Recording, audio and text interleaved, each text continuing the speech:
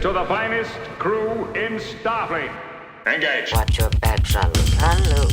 I'm Captain Janeway of the USS Voyager. Captain Janeway of the USS Voyager. Captain. Welcome to The Greatest Generation. It's a Star Trek podcast by a couple of guys who are have trembles about having a Star Trek podcast. I'm Ben Harrison. I'm Adam Pranica. Big hit of an episode, this type of episode, right?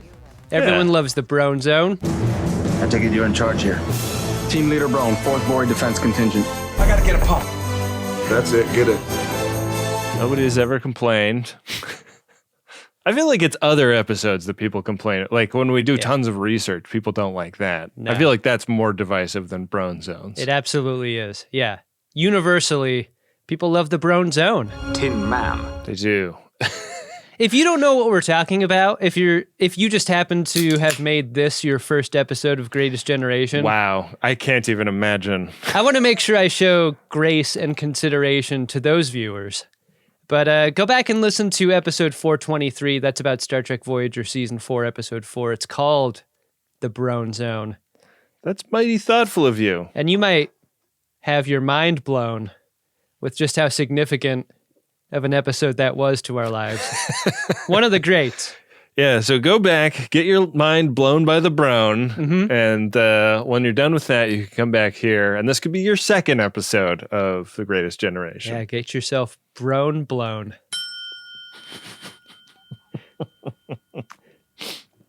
Oh. You should be so lucky. Yeah. It's been a long time. Boy, I'm having one of those days where I'm trying to pack. I mean, I think this will be distant past by the time this comes out, but we're about to go do the re-encounter at Farpoint. But I'm going to be on the East Coast for like a week ahead of that. Yeah. So I've got family visits and some vacation, but also I'm bringing stuff so that I can record episodes while we're out there. And packing for Daron, like, is Daron's suitcase the biggest? What's this? I said take only what you need to survive. I don't think it's the biggest, but Daron has the most needs. Like we have to bring a portable crib, and we have to bring the stroller / car seat thing. There's a lot of like big, otherwise impractical objects that go along with bringing Daron. On the last flight I took, I was in the jetway behind a couple of new parents. Jesus, man. I don't like to hear that. You're supposed to be up in the plane. Parents of a child about the age of Daron. I can't guesstimate ages and sizes and so forth. But they were so cranky with each other. Like the act of traveling was so difficult on that particular day for them. I ached for them and what a bad day they were having. And I really hope that you and Daron and your lovely wife can, like, your travels are more chill than that. Because it just seemed like to these two strangers, every little thing was something to set them off. Every little thing just makes us angry. Right on down to, like, folding the stroller at the end of the jetway, like, not doing that right. And where's it going? And are they going to put it under the plane? And, like, all those questions that you have. Like, you've traveled with Daron before. None of this should be a surprise. Yeah, I mean, I think that there's, like, you travel a lot for work, and then you're traveling with your partner, and your partner doesn't travel the same way that you do. Like, a lot of the things that you have set up in your mind as like a given for travel have to become a discussion. Like, are we going to get a cab? Are we, like, I think my lucky stars every time I travel that my wife is an aisle person and I'm a window. Like, I don't know if this could work if we were both one or the other. There'd be even more resentments than there are right now. Yeah. So I think that like adding a baby to the natural frisson of two different people having slightly different styles of going through an airport and getting on an airplane is only exacerbated when there is a helpless little one to worry about the entire time. What is the threshold of helpless little and needing a seat on an airplane on their own? I think you have to get them a seat when they are 2. And they're checking IDs? Yeah. But we aren't getting Daron a seat this time, and it's going to be a very different experience because last time we flew with Daron, that little tyke was a very sleepy, very little baby. He didn't walk. He didn't really have the ability to move around much. Now he's neither, right? Yeah, I mean, he can't walk yet, but he can crawl, and he has thoughts about what he would like to be doing at any given moment. The floor of an airplane is famously a great place to put your bare hands and feet. Yeah, and there's lots of things on airplanes that you want to put in your mouth. Oh, yeah. Yeah. And he's definitely at the phase where any object that gets within arm's reach is going right in the kisser. That seatbelt is going to get some action, I think. Yeah, so the level of planning is getting really staggeringly complicated. I'm very grateful we're not taking merch to the re-encounter at Farpoint show because having to schlep that along with everything else seems like it might make this impossible. This show is going to be an experiment in a lot of ways. I'm looking forward to it. Yeah. Looking forward to gathering some learnings. Yeah. Out there. Well, before we fast walk to the cluster mark that is the Bell House, Adam, we should review an episode of Star Trek Voyager. What do you say we get into season 6, episode 6? Wait, is it episode 5? Did I write it down wrong? I've got episode 5. Fuck. I'm so focused on my VOY tellings that my clerical shit has fallen entirely off the rails. Yeah. Yeah, let's tighten that up. Oh, well. We're doing Alice at least, right? Alice. Revert course. Unless you've got something a little bigger in your torpedo tubes. I'm not turning around. Our cold open is set on the bridge where Tom Paris tries to figure out just how far in the before Tuvok was born. Yeah. Along with Ensign Kim. I mean, a lot of people don't realize this, but Tuvok, pretty gray. Yeah. Their guesses are way off. Probably as way off as mine would be. I feel like these are good guesses. They seem to be making educated guesses. Like they know when... Like you were in Star Trek 6. That was a long-ass time ago, Tuvok. Right. He does not greet their guesses brightly. No. He does not want to play this game. I see no reason to enlighten you. They pick something up on long-range sensors, and they think they may be glimpsing a Starfleet that could be dangerous. This feels automatic, right? Like as soon as the ship goes to red alert, Chakotay and Janeway appear, which makes me wonder, what were they doing? One of our more interesting missions. Did they come out of Janeway's office? They come out of the same door. Yeah. I think Chakotay was trying to fathom what kind of bathtub would really turn her crank. This may be multifaceted, three-dimensional workplace romance chess I'm playing, but like, maybe if something's happening, they want to come out the same door because if they were conspicuous about coming out of two different doors, maybe that's a sign that something's up. Like they're trying too hard to cover up a thing. Like coming out of the same door, there's nothing to hide. That's pretty sharp, Adam. Right? I think that's clever. Yeah. Keep your top low and your glimpse wide. So when they get the fullness of the readings of these ships, they realize this is not the Nemesis that we're glimpsing here. No, they're being signaled by an enthusiastic salesperson. Yeah. Whoever you are, wherever you're from, greeting. And in his tellings, we learn that this is a repository of lost treasures.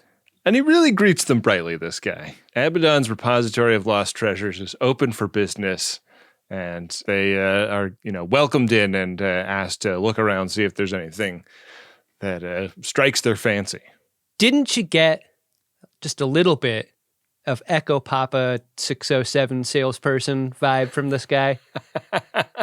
And follow-up question, isn't every salesperson kind of an Echo Papa 607 vibed person? Yeah. Kind of feel that way. When Abaddon greets Neelix, he makes that observation and passes the Echo Papa 607 transitory property right over to a member of the crew. Yeah. Neelix maybe disappoints this salesperson that he doesn't really do commerce anymore, but it is clear he's happy to take a bump of it today. you know? Like they have a real familiar jocularity with each other as salespeople from back in the day. Yeah, so this is like a space pick and pull where there's a bunch of junk there, and it's a, like, see if anything is of interest. Abaddon is kind of a scary-looking guy. Like, he's very friendly, but he has loaf that is sort of a midpoint between Borgs and Jem'Hadars. Remember what the Cardies used to look like? Like version 1 Cardies with, like, the... Yeah, that, like, head cage thing. It kind of evoked that similarity to me, but we get some close-ups with this guy later. It kind of looked like hair. Was this hair? That was hair? Kind of looked like hair. Man, when I glimpsed that, I saw metal. Yeah. I mean, it could be, like brushed aluminum. That doesn't look like hair, but it looks like it's got grain or whatever. Right. Maybe we're both right. Perhaps. Maybe this is a metal, but it's grained in such a way that it looks hairy. Tell you what, I'd prefer that this guy shave that shit off, though. Yeah. Yeah, get rid of it, Abaddon. We cut over to the ass lab where this pick and pull is in progress. You gotta see what might be available to you. And Paris finds an old rust bucket out there in the junkyard, and he falls for this thing immediately. It doesn't look like much on screen. What, are you kidding?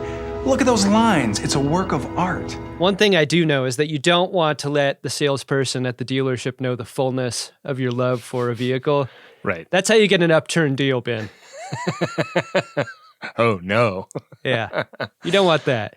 You got to be willing to walk. You got to be willing to fast walk out of the dealership, right? Right. So there's a McLaughlin group with Chakotay. Issue 1. They've given him the list of all the stuff that they've spotted in this junkyard that they would like to trade for.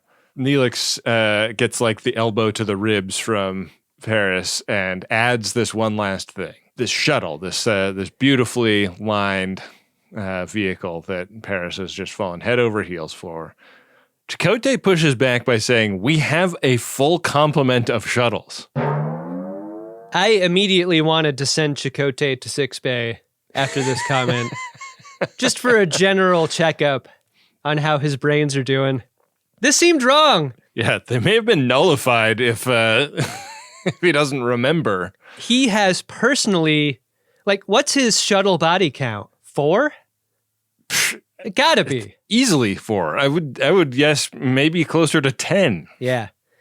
The other thing about this scene is that, lest we forget, Paris is on probation.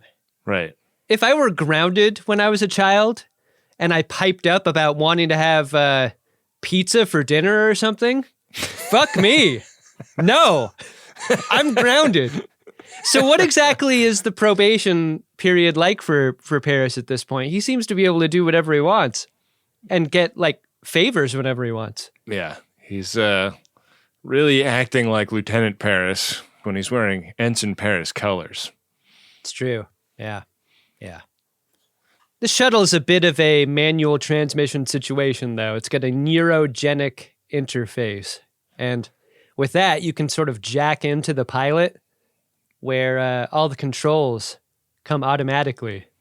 Unfortunately, this is a shuttle that can't distinguish between a semi-truck and a Jersey barrier. So you're going to want to keep one hand on the wheel while you're into the neurogenic interface, right?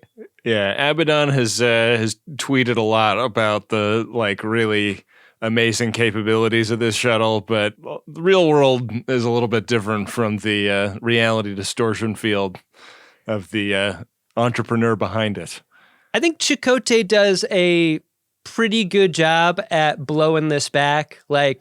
You're on probation. You don't have time for this. You have regular duties, both to please that booty and do your job. And Paris is like, look, I may or may not have a committed relationship that I can just throw away anytime I have a new hobby I'm interested in. And look at Kim. It's not like he's doing anything. Right. Let me do this on my own time. And that's persuasive enough for Chakotay to be like, moneyless society. Let's get it. Sounds great. Why not? Yeah. Yeah. I mean, Chakotay is probably also just thinking about like giving some of the ladies on the crew a little bit of a break for a few weeks. Yeah. Yeah, if Kim's off the board, everyone else is free to heal up. Our course is locked in. Good. Listen to me very carefully, because I'm only going to say this once. Abaddon drills Paris a little bit on some of the things he's going to need to know about this shuttle. He's got a fondness for it. And, he's telling them about the sort of like temperamental drive system and whatnot. But he's really optimistic that Paris is the right buyer for this shuttle. Have you ever sold a car to a person? No. What's an example of a thing that you've sold that was like a high value item that you had like a personal connection with? Because I've sold cars before to people, and you definitely have this conversation with them that's like, you're trying to give them the cheat code for the thing that you love. Right. But after it's over, like, they don't care. That was just for you. Right. Yeah, I think that you get it a lot the other way too. Like when we were in the market for a house, our letter to the seller, I think got us. I think the people selling our house had a better offer on the table, and they took ours because they liked us more. God, I wish the person who owned my home previously were more honest about how much of it was a manual transmission with a sticky clutch. I'm finding sticky clutches all over the place. Oh yeah. So they actually built this thing. There's a standing shuttle in a room that we get to see a bunch of different times and in a bunch of different states of disrepair and repair. Yeah. And I loved this for this episode. Like they did a great job building this. I mean, it's like sort of like halfway between a prop and a set, right? Yeah.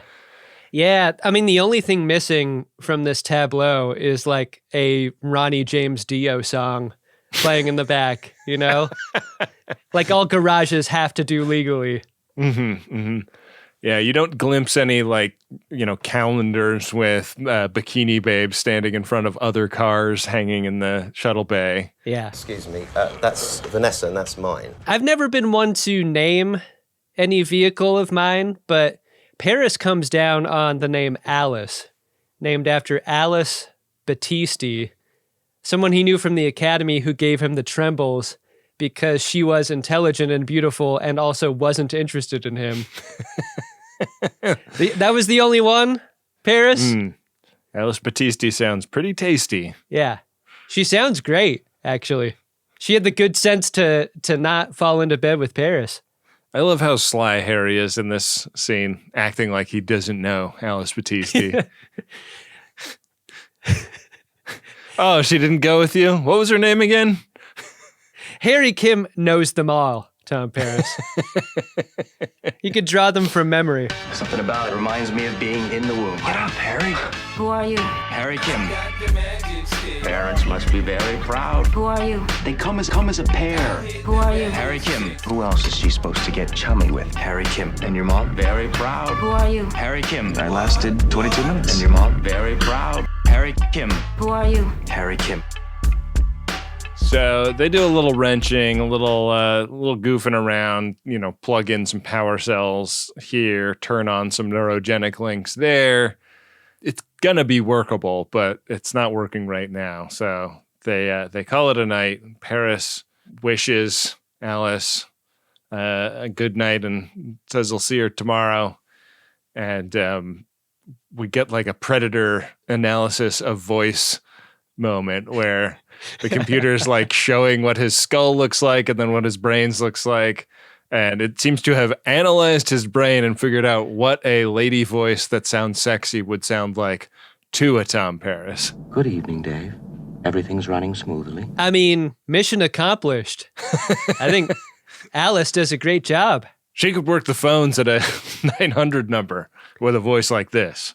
I love the weird science style depiction of Tom Paris's face. That's fun. Yeah. It's great. Very good. So he's like up late working on a pad and is beckoned by something. And, he goes out into the hallway. He sees a a butt, like going around a corner. You see that butt and you think that's the butt that's calling for him, right? It's got to be the butt that's calling for him. You could run, Paris, but instead he kind of fast walks after this person. Was it clear to you whether or not this was corporeal Alice, or was this just a rando that he was following and then inside he runs into Alice? I think based on the costume, it's corporeal enough to him. It looked like a different butt. Oh, you think it's a different butt? I don't know. Huh. I don't want to be known as a butt racist, but I feel like these two butts were distinct. Based on the fleet colors of the butt, I'm guessing it's the same butt. Yeah. In the cargo bay, we just get a shot of Paris and no reverse shot. No reverse shot. And there's a voice that introduces itself as Alice. And Paris seems very happy to be there. Yeah. And then it's like the next day, and Paris is showing up for work on cleaning the shuttle up and getting it working. And this is a very fun montage, rubbing dirt off the view screen and taking components out and putting new components in and wrenching. I really like the music cue in this. Yeah. I really like the depiction of Tom Paris being the kind of gearhead who's like, I don't only want to fix what's broken and make non-functional things work. Like, I want to clean as I go. Right. I want this thing looking good too. And it's fun to watch him care about those things also. I mean, but what's fun about that is that, like, in almost equal proportion, he lets himself go also, Yeah, he's given everything to this shuttle. It's almost like he looks too gray to be of use. Yeah, it's true. But then he replicates himself some new fleet colors at him. This looks like one of those suits you wear into a sauna when you're trying to cut weight ahead of a wrestling meet. This is not flattering. I love that there's something distinct about Paris having moved into full, like, Alice worship mode. Mm-hmm. Mm-hmm. But this would have been so cool if it were, like, a little tighter. Yeah, it's a little dumpy around the waist area, and yeah, it doesn't look good on him. I don't fathom why he did this. But at the same time, the episode does a lot of work in, like, downplaying whatever sexual relationship might be happening here.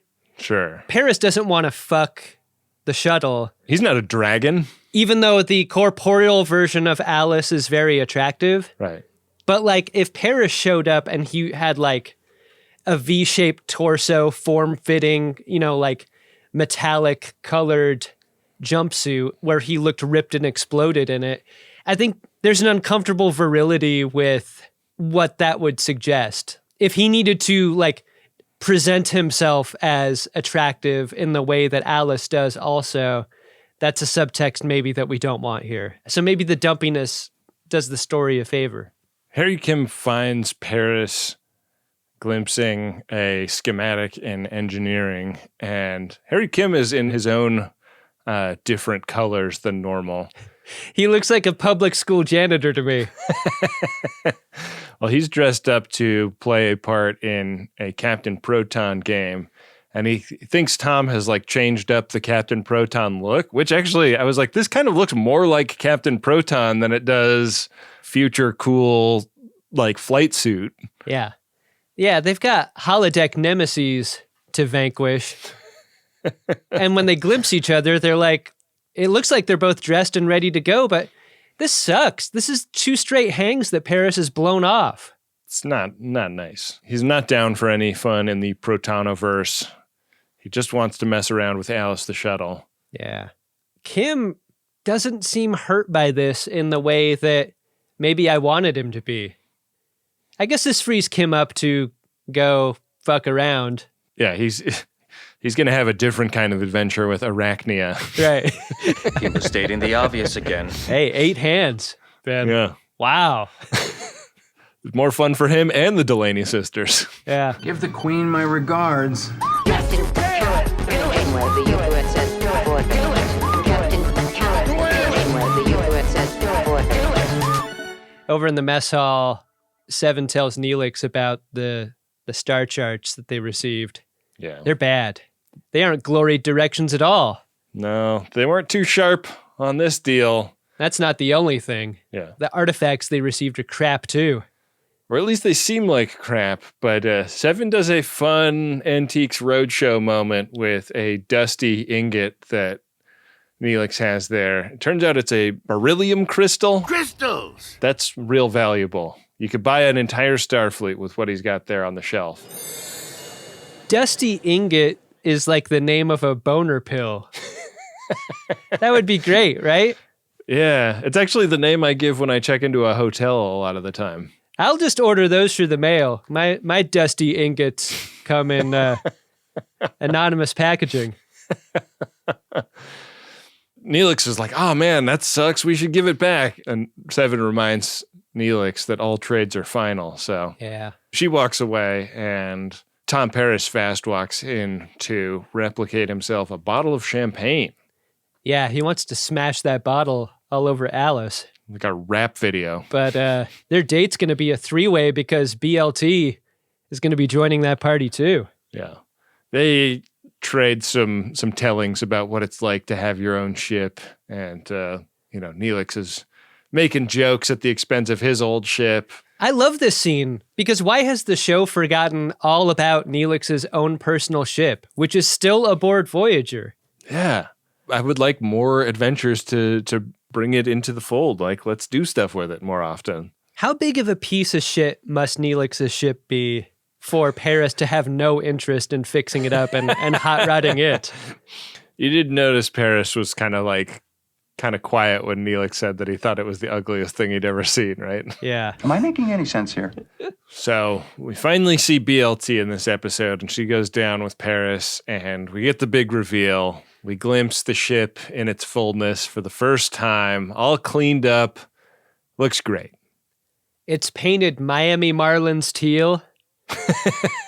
Like, this is a very late 90s color, isn't it? It really is. Very popular. Yeah. Ship looks awesome. They decide not to smash the champagne bottle against it, probably because it was made out of like balsa wood by the props department. Yeah, they do pop it inside, though. Yeah. And turns out they're just a few days away from the first flight. That's a big moment for any flying machine. First flight will be in the soon after. Yeah. And Paris is like, a little nervous about that situation. There's still a lot to be done. He's also a little nervous that B'Elanna has spilled some champagne on the upholstery. That Naga hide's not going to buff itself out. It doesn't look like this is a cloth interior. No. So I think that'll wipe right up. Yeah. Chill the fuck out, Paris. Come on. This is like the moment your special person hears what voice you've given to Siri in your phone, because as soon as Alice starts talking, BLT is like, whoa, that's what you like? I see you chose hot Australian female. Interesting. That's some voice. Came with a ship. I was interested in the fact that BLT did not seem to be jealous at all before the wine smashing ceremony. Mm-hmm. But she really gets the trembles when this voice comes out. Yeah. She gets the shocks, too, when she hits the door button. She gets a little wharf lightning there to the hand. Doesn't seem like Tom is too concerned over that. Yeah, that's rough. I don't like the way Paris is treating her in this exact moment. I think when your person gets hurt, you got to at least make an attempt at some empathy there, right? You do. I'll see you later.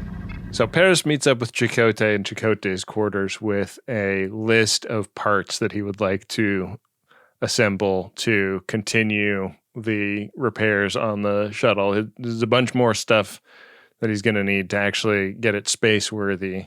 And Chakotay has some rages to share in this scene. You've got an emergency kit, right? Mm-hmm.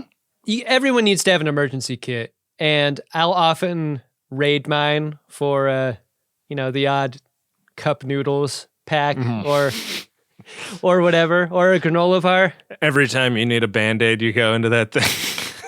And this is what Chakotay is pushing back on with Paris. He's like, look, all of these cup-o noodles you want to stock Alice with, like, we kind of need those in case of emergency. That's the whole point of having an emergency kit. Paris can't get on this level, though. No. Chakotay's also calling him on showing up late for work at the six bay and being distracted when he's on duty on the bridge. You know, he's looking a little scruffy. He's got a little bit of a after five shadow going.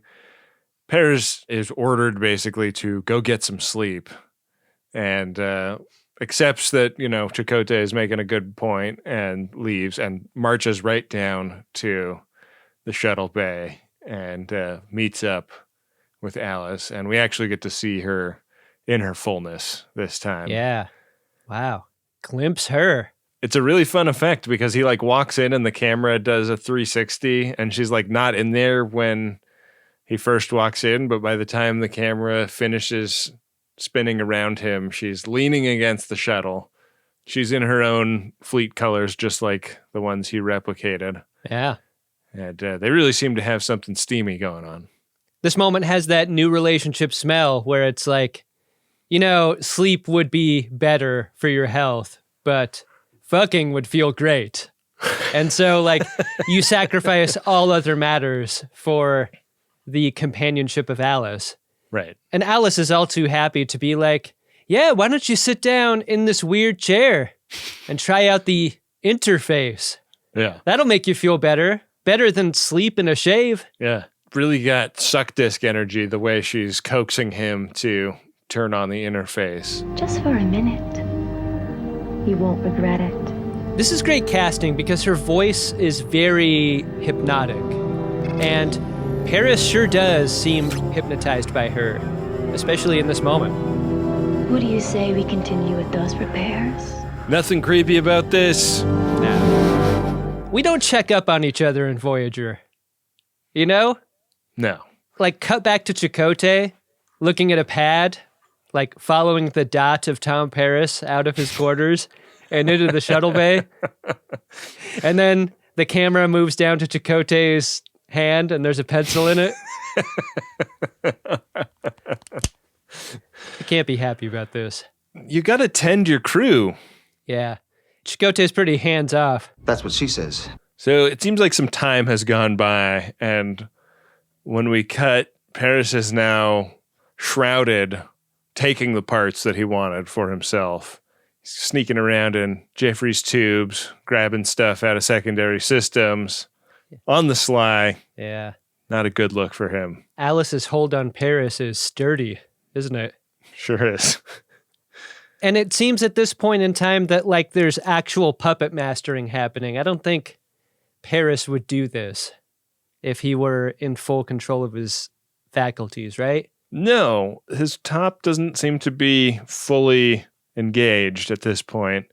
And he gets caught in the ass lab by Seven, and he's got like a course charted through a bunch of star systems. She's like, I saw the course you had charted there. And he's like, what course? What are you talking about? Yeah. He did not switch tabs fast enough. Yeah. He tried to click over to a tab that just said trunks.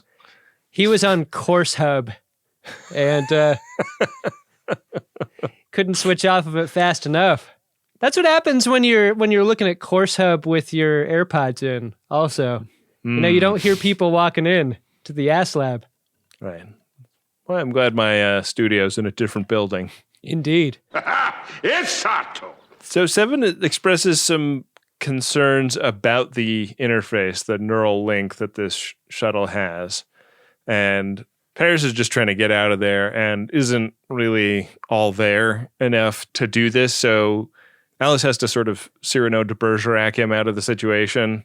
And this is like, you know, like the world's simplest blow off, but I feel like it says a lot about Paris's top that he isn't able to do this by himself. Yeah, he's been diminished by his cravings. No kidding. I've got to get that Platinum. Get that Lobe enlargement. I've got to get that Platinum. Fort Knox. Are you planning a heist? gold. There are 3 things to remember about being a starship captain. Keep your shirt tucked in, go down with the ship, and do it. In engineering, I really like this conversation between BLT and Kim because what she does is underscore a feeling we've had for seasons and seasons, which is, why is it that Paris chooses literally anything else to do besides be with BLT? She's starting to get the trembles that their relationship is not sturdy. And she asks Harry Kim, like, you're supposed to be his best friend. Like, what's this about? And he has this anecdote of the 5 stages of acquisition, which is a Ferengi concept about how you go through having a thing. It's easy to remember, Ben. All you need to remember is Edge Hour. Oh, really? Yeah. The first stage is infatuation. The second stage is justification. The third is appropriation. And then obsession. And then finally, resale. Yeah. How differently do you look at your past relationships if you realize that you weren't dumped necessarily? It was resale, is what it was. That kind of makes the sting better. I interpreted this as being about the shuttle, not about their relationship. I thought he was saying he's about to resell this thing. Oh, no, that's not how I saw it at all. Yeah. I thought this is a relationship thing. Oh. What's the first letter in infatuation, by the way? Uh-oh. I don't know. Well, we don't have to stay with that thought for too long. I don't want to cause your trembles to turn to rages. You're the worst. BLT goes I was like, why is there a squiggly red line under how I wrote that word?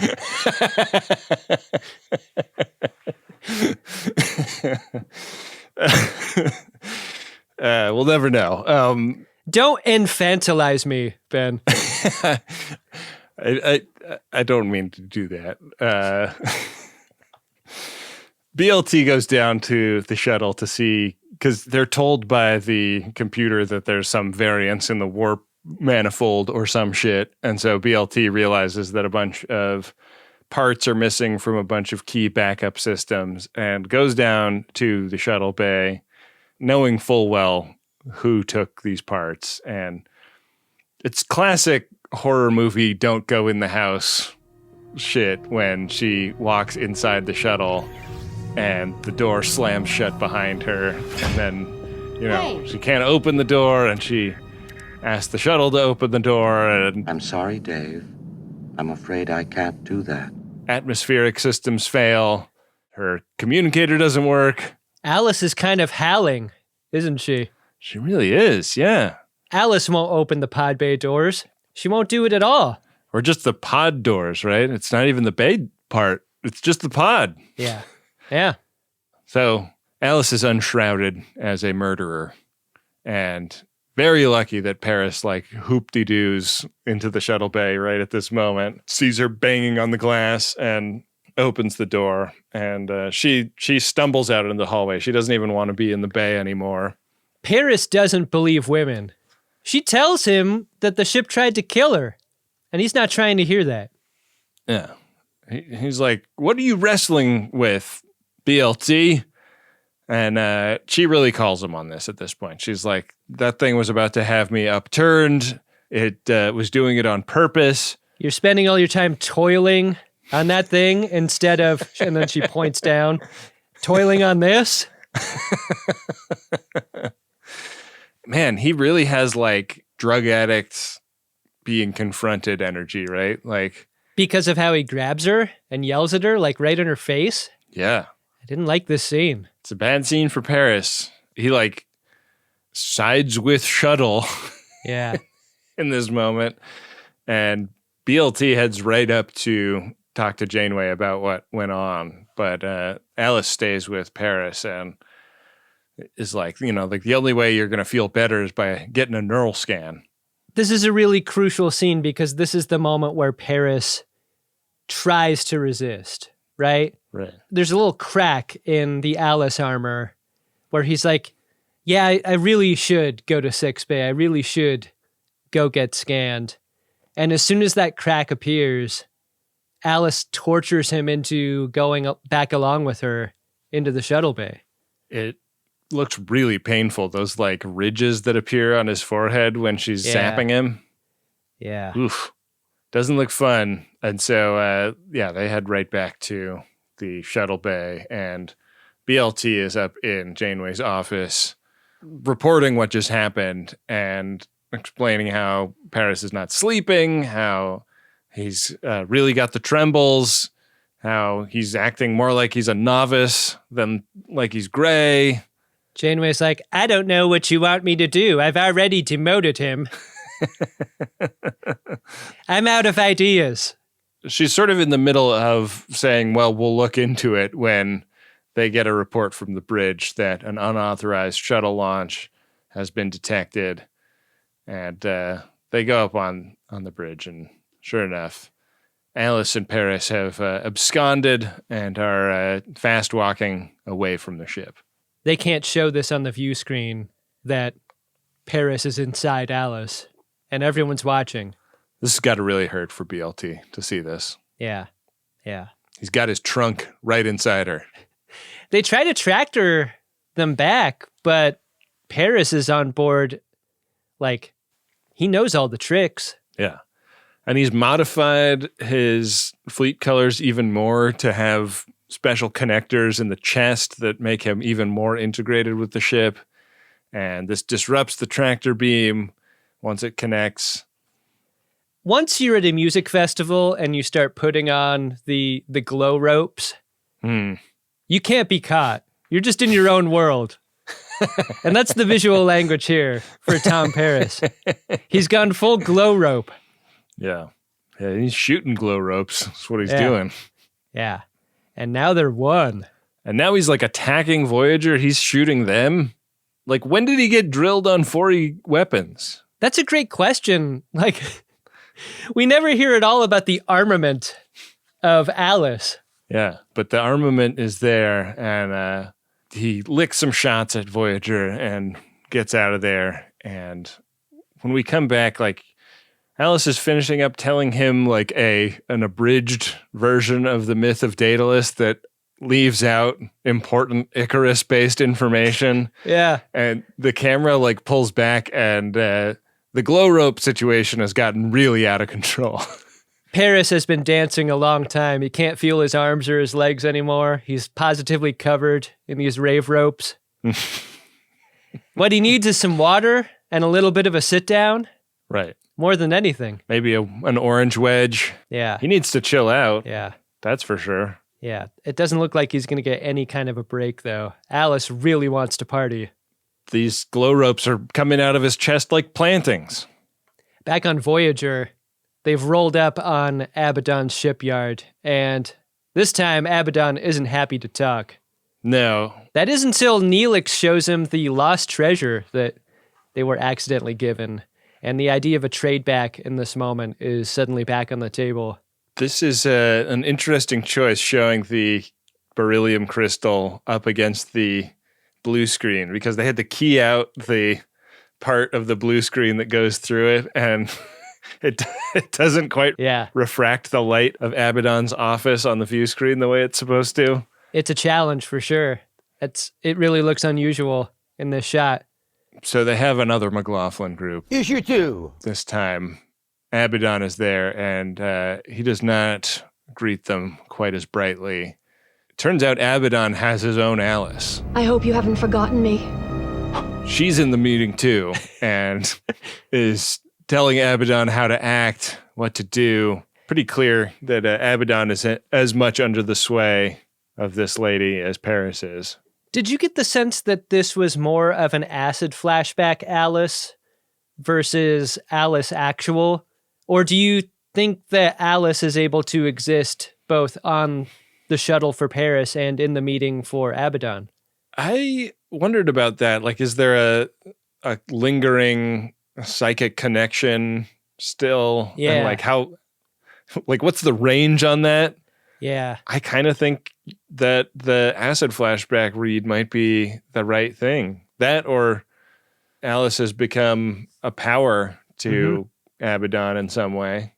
In the VOY sense of a religious / God concept. Right. I knew where you were going with that. Thanks.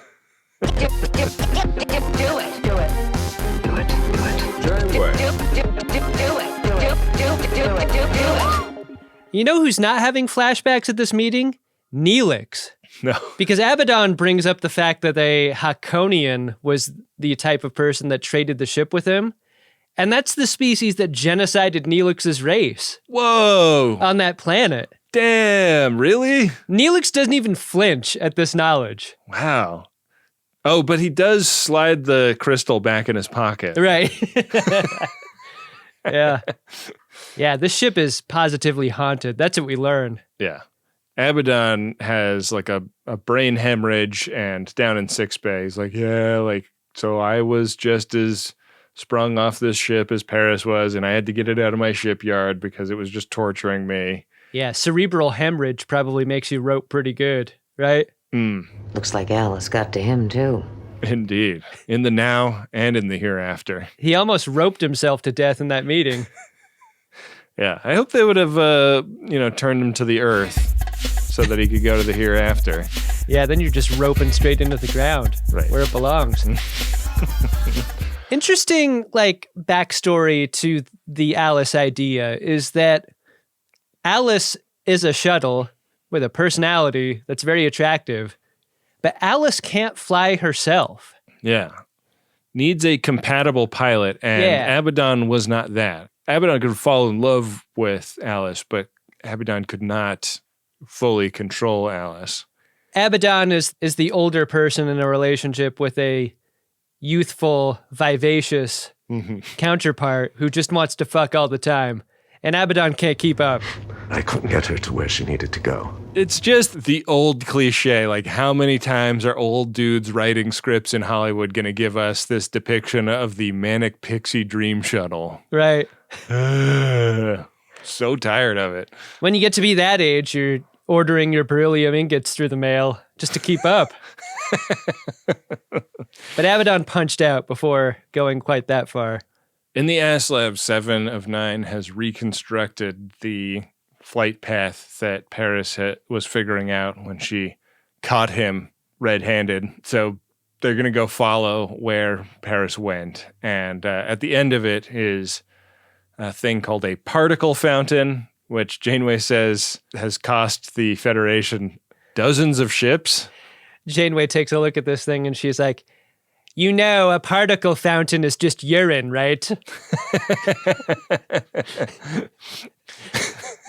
A Dr. Bashir stationed on Deep Space Nine has done extensive research into this.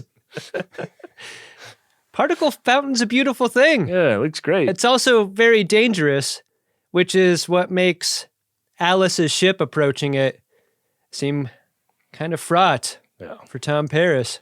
Doesn't seem very sharp for him to be on board for when that happens. Alice tells him that they're home. Her home, clearly. Yeah, Alice lives here. Paris doesn't think to ask about where he's going to be staying. No, this thing is dangerous as fart. He doesn't really care or know, but they can't shoot his shuttle. Like, they catch up real quick. Did you just say dangerous as fart? Yeah, did I ever tell you that story? No. My dad was visiting some cousins in the deep south in his childhood, and they had one of those seen in a movie moments where they were going to walk across a rail bridge in a spanned a ravine. Yeah, they were going to stand by me a trellis. Any of you guys know the next train is due? My dad started out on the rail bridge, and his cousin said, "Sam, don't do that. That's dangerous as fart." Wow, what a moment. Yeah. So my dad always says that because he thinks it's really funny. That is. What a weird statement. You know, that's someone who has had a fart become something else. That is the source of that particular colloquialism, right? I'm pretty sure that the Vori say that too. I'm actually on Memory Alpha, and on the Vori language page, there is an entry for dangerous as fart. So. Damn. So Voyager has been hot on their tail. They've fast walked right after the Alice shuttle, and they've picked up the Alice ship out there, and they've seen that it's heading straight toward the particle fountain. And when Janeway hails the shuttle, Paris threatens to fire on them. And then he does. They cannot fire back because he's too integrated into the ship. And at this point, like there are so many glow ropes. Yeah. It's just like comical. He's like the hostage in a bank robbery scene that's covered in glow ropes who's holding a gun to his own head. Janeway doesn't know quite what to do here. Yeah. Because they don't want to risk killing him by shooting at the Alice shuttle. But, I mean, that particle fountain seems just as dangerous as anything else, right? Right. So they come up with the idea that they're going to try and hack the command systems on the shuttle, but they need to distract Paris and Alice to do that. Yeah. And so BLT is sent on an away mission inside Tom's head. And like the EMH puts a clip show device on her temple and sends her in there. There's coffee in that comm signal. She gets in his nook and is trying to convince him to stop paying attention to what Alice is telling him. And this really works. Like the tension between BLT and Alice turns his trembles to rages, I think. It is very hard for Paris to concentrate in this scene, as both BLT and Alice are kind of angel deviling him, right?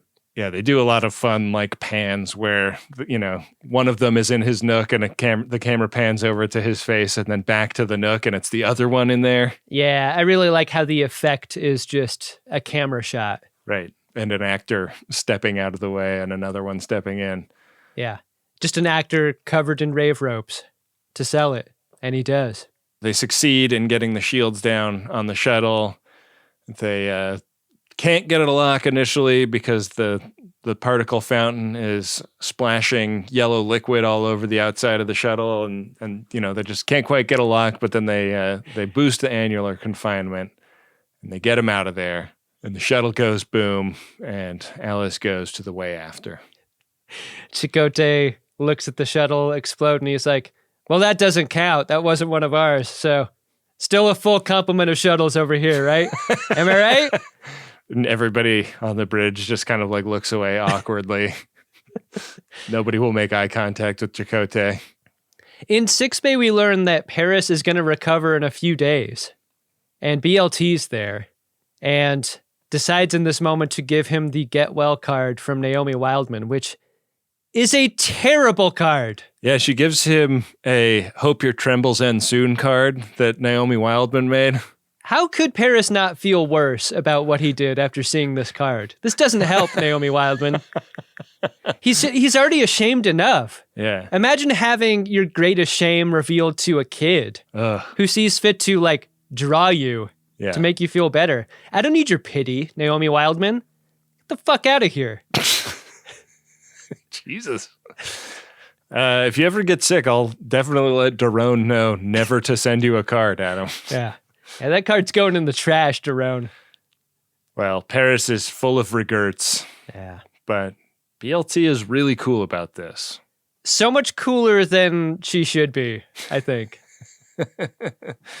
This scene feels very post-assimilation like, right?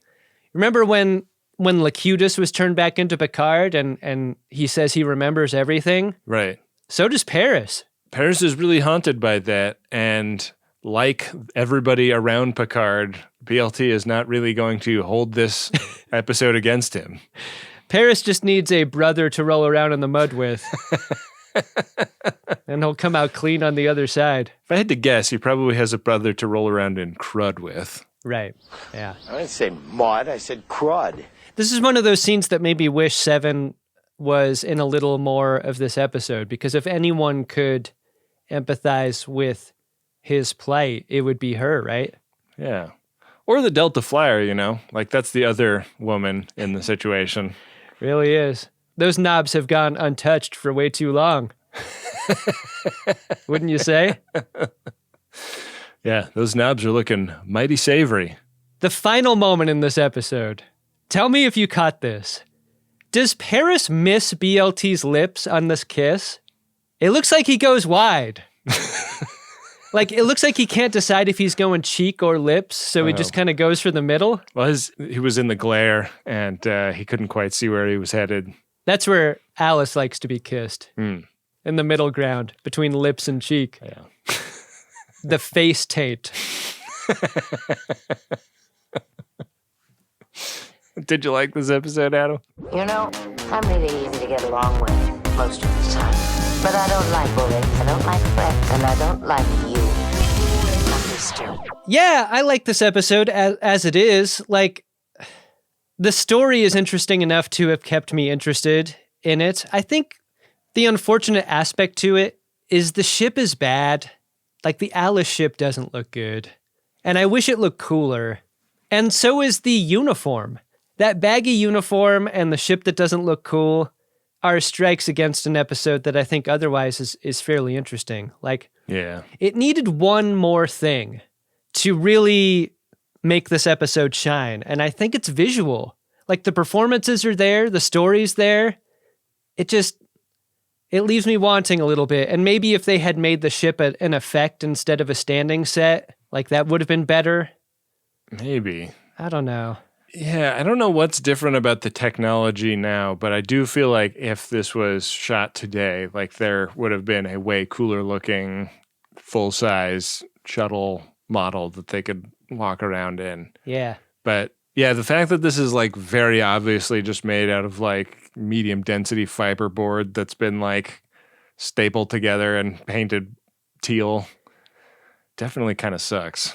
I mean, the film paper defense of that is that the ship isn't supposed to look cool so that you know just how in the sway of Alice Paris has become. Like, that he's not attracted to the ship or in the ship's sway because it's badass, and it's purely because of Alice's force of personality or whatever. Maybe that's what's really going on here. That's the excuse the episode could hide behind. Do you think that that goes to give weight to the theory that there is some sort of telepathic thing going on with Alice? That, yeah, I absolutely do. Like, he was into Alice before he'd even neural linked with Alice. He didn't need the rave ropes to fall for her, that's for sure. Yeah. It just made the connection stronger, right? Yeah. They're panning around the junkyard and the camera zooms in on a Pontiac Aztec and Paris is like, oh man, it's beautiful. And everybody turns to him and is like, what? Yeah. Yeah, eye of the beholder, right? I guess so.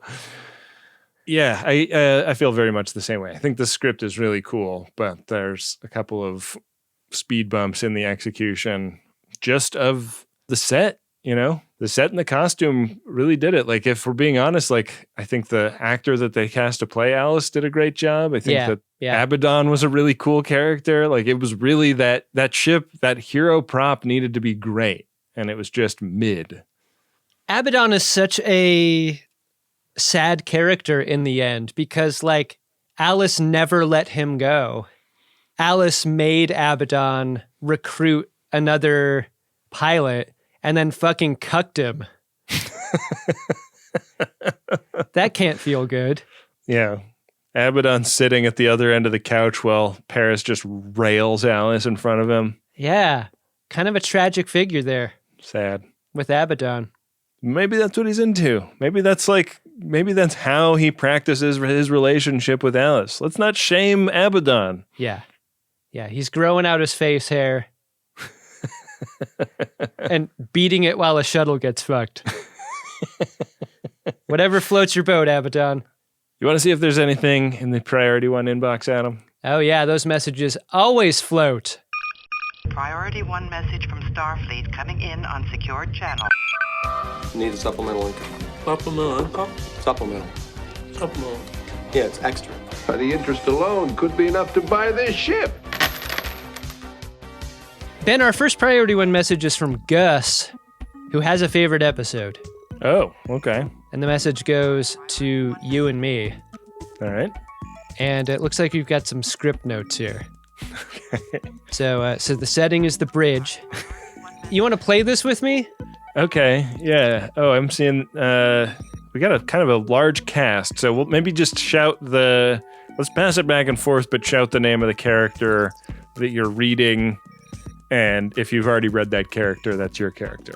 Okay, so here's Riker. Damage report! Dr. Crusher. Casualty reports coming in from all over the ship. Data. The starboard nacelle has sustained a direct impact. We are venting drive plasma. LaForge. Initiating emergency core shutdown. Row. Inertial dampers failing. We're losing attitude control. Riker. This is the bridge. All hands to emergency escape pods. Hey, I'm now recognizing what episode this is from.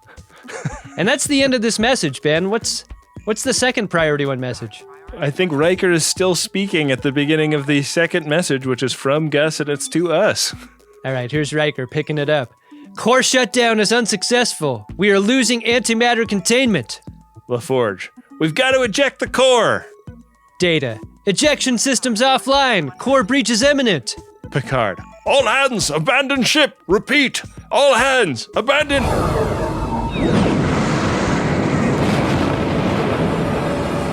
Captain's log. Stardate 45652.1.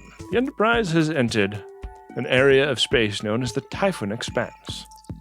Great episode, Gus. Great episode. One of my favorite episodes. I literally was just watching Cause and Effect the other day because I was pulling a clip from it for Re-Encounter at Farpoint. Really?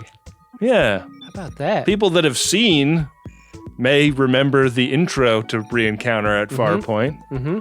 I needed to make the ship explode for the intro, and that was the episode I chose to pull explosion footage from. Cause and Effect's still a mountain episode for me. Yeah, it's a great episode. I don't know if anything's kicking that off of my mountain.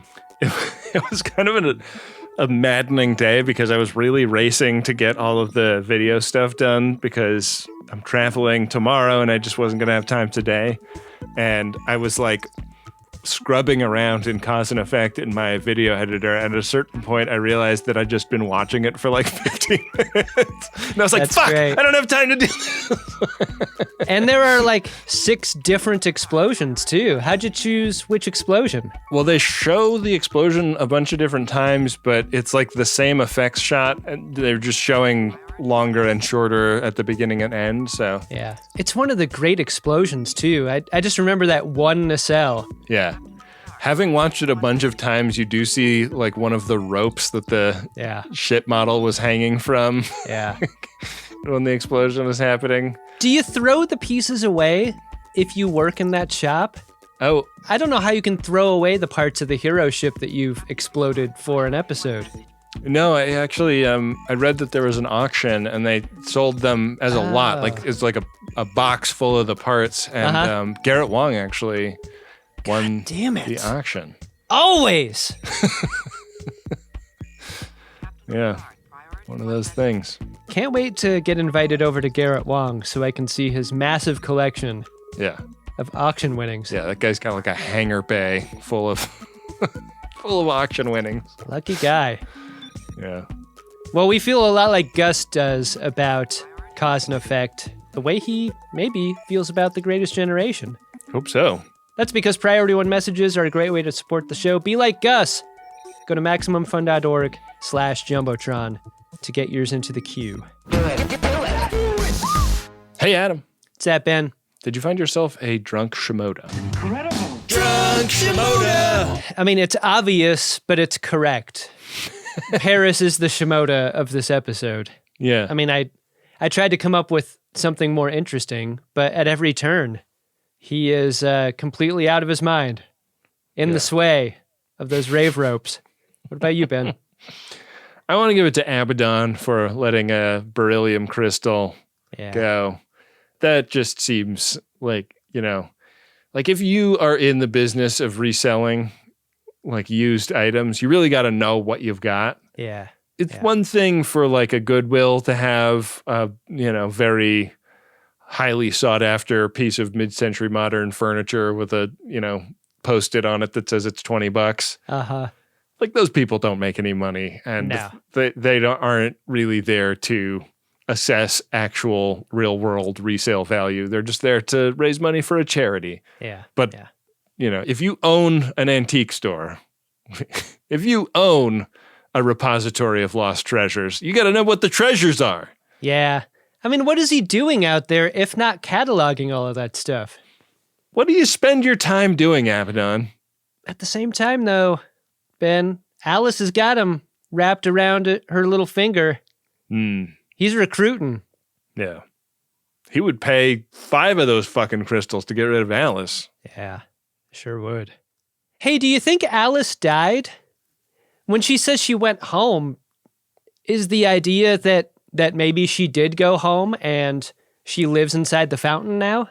The explosion was like the corporeal Alice leaving this plane of existence, but the electrical signal went into the particle fountain. So often at the end of a Star Trek episode like this, there's like that moment of, so this weird alien we didn't understand is now home. And instead in this episode, everyone's like, great, she's dead. We've got Paris back. There's no recognition of a strange alien life. Yeah. Weird, huh? They never have the, is she as sentient as the Doctor conversation. Yeah. Absolutely no science fiction curiosity about Alice here. No, she just wanted to go live in a stream of piss, and they're happy enough for her to do that as long as she doesn't take Paris with her. As long as you recognize that that's just piss. It's not anything else. Adam, our next episode is Season 6, Episode 6, Riddles. The crew discovers a new side of Tuvok when an enemy attack leaves him stripped of his Vulcan sensibilities. So he feels, again. I feel. I like a Vulcan's emotionally fragile episode. Yeah. Or acting all crazy episode. We've gotten a couple of those on Voyager before. But that was, who was that, Vorik? Yeah, who had the Ponfar. Yeah. They were using Tuvok's Ponfar instances to try and estimate his age. Yeah. In this episode. Yeah. I wonder if we'll see Vorik. Yeah.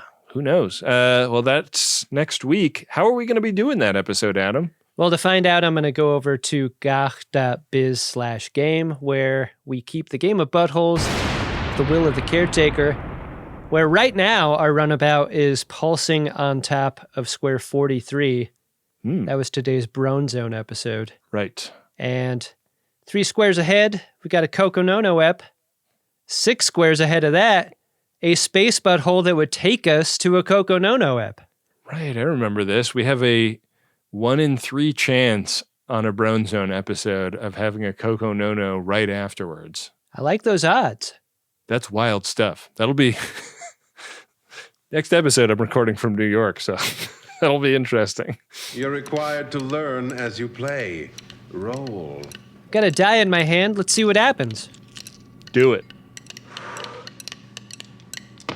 Oh, Ben, I rolled a 6.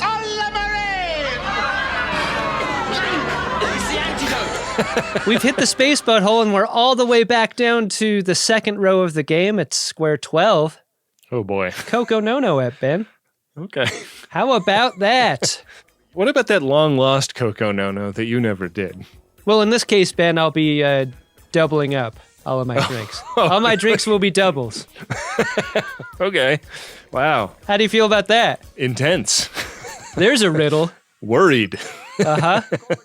That'll be fun. You should make some zombies. Zombies are classically a drink that's for 2 people.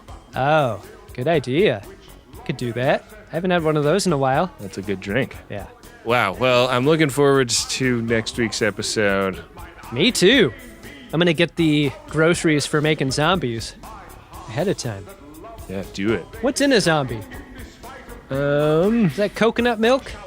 I don't think there's coconut milk. It's mostly fruit juice, rum. I think there's a little bit of absinthe. Oh. I don't like absinthe so much. So maybe I'll... Well, it just is like a flavoring, so it's not... It doesn't taste like absinthe. I always half my absinthe in my cocktail recipes. Smart. Get it out of there. So that'll be next week. In the meantime, we got a lot of thanks to pass around. Thanks to the folks who support us on a monthly basis at MaximumFun.org/join. Getting access to that great bonus content. I think we will have just released our Teen Wolf episode when this comes out. Oh, yeah. Yeah, that was big fun. Yeah. We reviewed the movie Teen Wolf starring Michael James Fox. It's true. Canonically Star Trek for those red eyes. We got to thank Wendy Pretty, our producer. Got to thank Bill Tilley, our card daddy, who runs the @GreatestTrek accounts on social media. And we got to thank Adam Ragusia, our original composer, composed the Janeway song on the model of Dark Materia, who composed the original card song, which we're listening to right now. All of us working together to make this great, great thing for Friends of DeSoto. Feels good. With that, we will be back at you next time with another great episode of Star Trek Voyager, an episode of the Greatest Generation Voyager, where Ben and Adam have taken their mental states far from that of a Vulcan by nearly drowning themselves in rum, and doubly so for Adam. Love that idea. Make it so.